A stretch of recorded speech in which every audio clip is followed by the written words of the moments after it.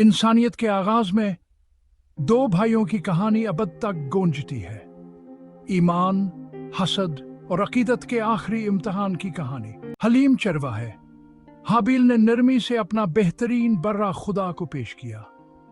एक पुरजोश किसान काबिल ने अपनी फसलों का एक हिस्सा पेश किया, लेकिन फख्र से दागदार दिल के साथ।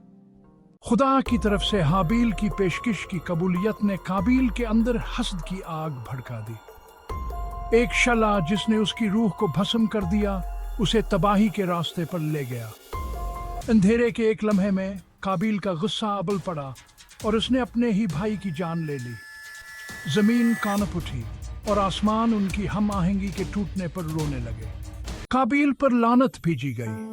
ये याद दहानी के हमारे इंतखाब के नताइज होते हैं कि ईमान, हमदर्दी और फरमानबरदारी हमें इलाही फजल की तरफ ले जा सकती है, जबकि हसद और नाफरमानी तबाही का बायस बन सकती है। इस कदीम कहानी को अपनी रूह में गूंजने दें। इससे ताजीम का एहसास, माफी की पुकार और छुटकारे की आरजू बेदार हो, क्योंकि आखिर में ये मोहब्बत है, नफरत नहीं, जो हम सबको छुड़ा लेगी।